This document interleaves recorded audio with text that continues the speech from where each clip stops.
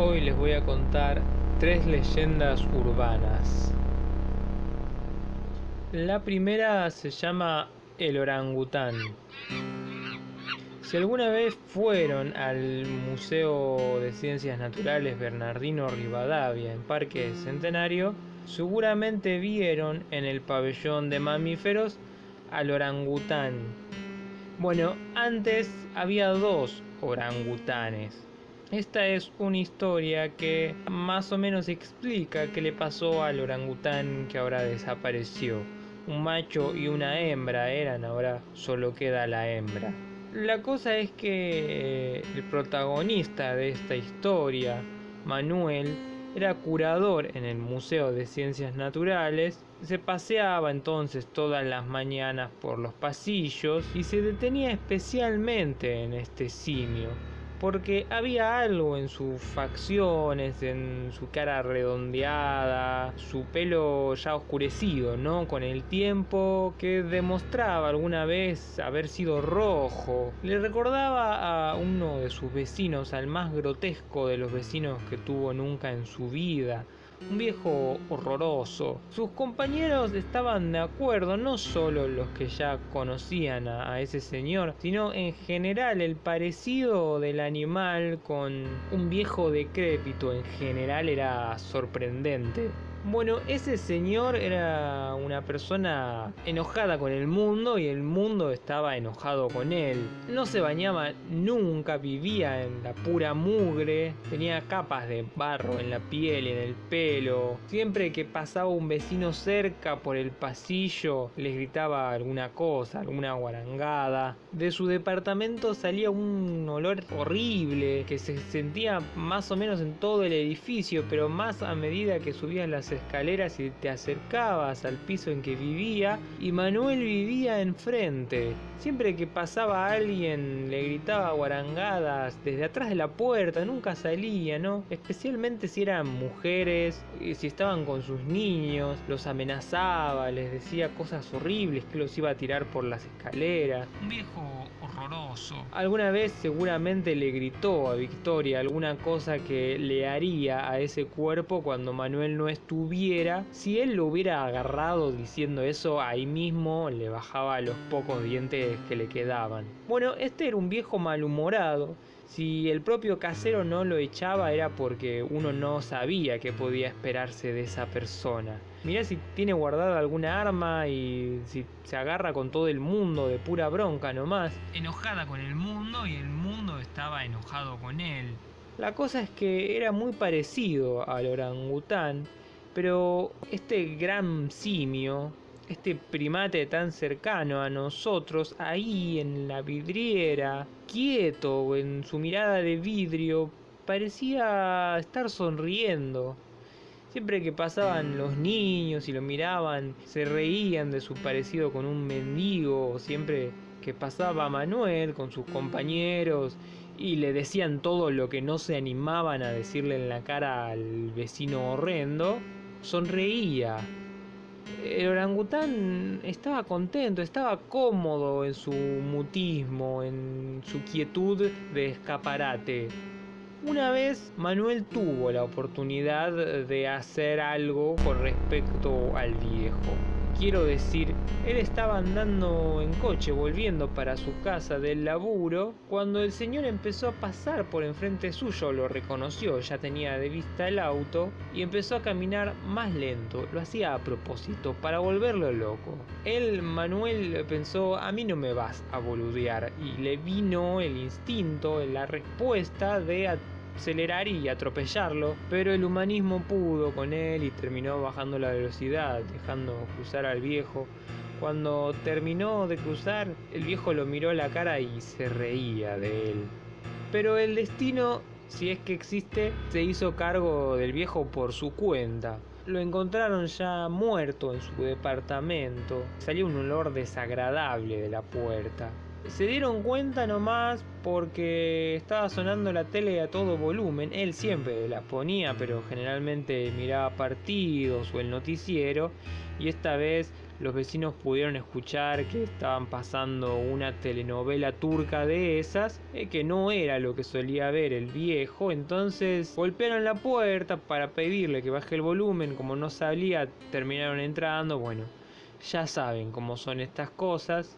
Cuando Manuel llegó, vio que estaban sacando al cuerpo totalmente inflado y apestoso. Todavía adentro de una bolsa herméticamente cerrada salía un olor nauseabundo. Lo curioso fue que la mañana siguiente, cuando Manuel volvía al laburo, se encontró con una reunión muy triste de científicos, curadores, conserjes, guardias de seguridad, que estaban charlando sobre algo muy extraño que había pasado en el museo.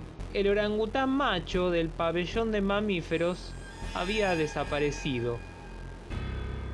Esta segunda leyenda se llama El Dedo y transcurre en algún lugar del conurbano bonaerense. El abuelo Rigoberto, Berto para los amigos, era un aventurero. No era Indiana Jones tampoco, y ya estaba entrado en años cuando empezó a hacer sus viajes.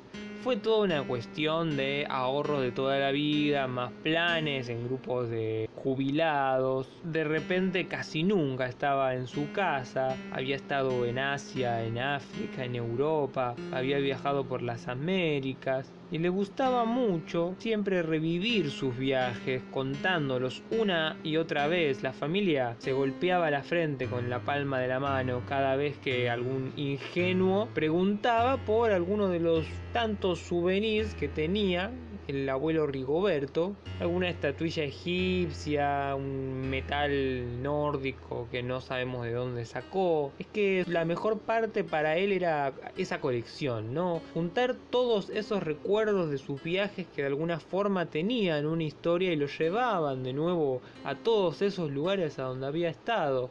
Eran una cosa muy extraña y grotesca. Tenía una supuesta caja fuerte que habría pertenecido a Hitler, que se encontró casualmente en un hotel alemán, un supuesto dragón chino que no era sino una salamandra que había nacido con 6 patas, un gerbo momificado guardado en una cajita. Eran los tesoros del abuelo Rigoberto.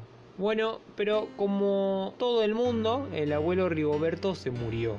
Vamos a dar por entendida toda la cuestión de la herencia y esos litigios, no importan ahora. La cuestión es que, puestos a vender la casa, los hijos de Rigoberto, todos varones, fueron a poner un poco de orden. Se repartieron algunas lámparas, las sillas, las vajillas. No hubo ningún problema, salvo con los libros quizás, que tuvieron que hacer alguna especie de sorteo organizado por las mujeres de la familia. Con respecto a los tesoros, no a los souvenirs de Rigoberto, no hubo discusión alguna, porque se los quedó Nicolás. Todos sabían que iban para Nicolás y nadie más los quería realmente.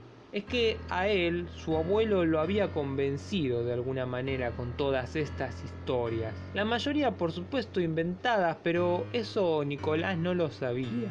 Entonces él, que no había salido del país nunca en su vida, guardaba cierto cariño con todos estos artefactos que habían venido de algún otro lugar del planeta.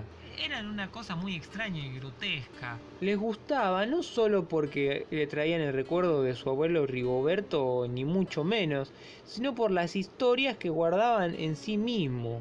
Había uno en particular de estos objetos que era su favorito, el que más le había llamado la atención siempre, que su abuelo no lo había dejado tocar nunca y ahora estaba en su poder. Se trataba de una manito momificada, parecida a la de un ser humano pero muy chiquita, como si fuera la mano de un mono capuchino. Hasta ahí todo bien, pero tenía un detalle curioso. El dedo medio, el dedo mayor, haciendo honor a ese nombre, era mucho más largo, el doble diría, que el resto de los dedos. Una manito derecha con uñas afiladas y ese dedo desproporcionado. Supuestamente al abuelo Rigoberto se le habían dado en México, un investigador sueco que había andado por Madagascar y le había conseguido de un nativo, algo así. A Nicolás le llamaba la atención porque le recordaba a la del cuento de Jacobs, La pata de mono. Con eso mismo, obviamente, cuando ya estaba en su casa, solo por la noche, no perdió la oportunidad de susurrarle algún deseo a la pata de mono. A ver si se cumplía nomás. Por supuesto que al final, por cómo terminaron las cosas, no se cumplió. Esa noche se fue a dormir y al principio la noche era tranquila, pero de repente empezó a sentir algo que lo hizo desvelarse. Era un golpecito en algún lugar de la casa. De repente hubo un trueno y Nicolás abrió los ojos, miró el techo y vio una especie de garra en ese pequeño flash del relámpago que se acercaba hacia él. Se tapó con la sábana hasta los ojos. Es un árbol, se dijo, es un árbol que golpea la ventana y nada más. Siguió escuchando el ruido.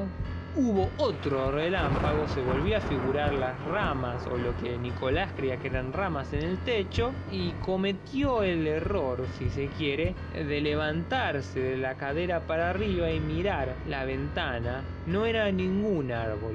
Era una criatura extraña, monstruosa, mezcla de ardilla y murciélago. Era una cosa muy extraña y grotesca, de orejas enormes y dientes de ratón, que lo miraba fijo con unos ojos que no parecían poder moverse y que golpeaba con el dedo mayor de la única mano que le quedaba en la ventana de la pieza de Nicolás.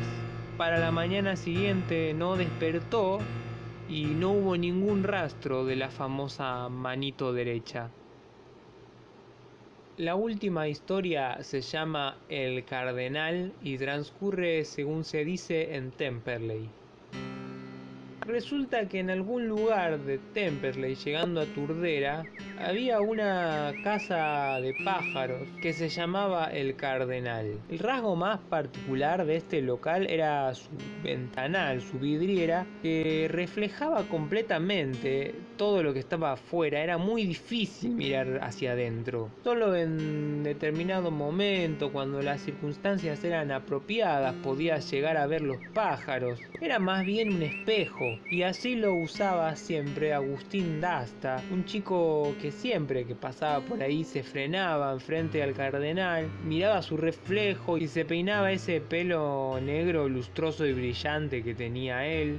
Lo cuidaba mucho a su peinado y de vez en cuando, si prestaba atención, podía ver un poco más allá, entremezclándose con su figura, algunos pajaritos, los que estaban más cerca de la vidriera nomás. Algún jilguero de esos que te venden por canario, por supuesto cardenales de todos los colores que hay. Y esto el dueño del local lo detestaba, él no soportaba a Agustín Dasta y su sonrisita de superioridad, de sentirse bien sabiendo que no estaba contribuyendo a comprar pájaros enjaulados. Él odiaba la idea de tener los pájaros enjaulados, pero así todo se quedaba mirando en la vidriera un poquito más allá de su reflejo, como quien observa un zoológico gratuito sin la responsabilidad de estar participando en eso de alguna manera. El viejo del local lo odiaba.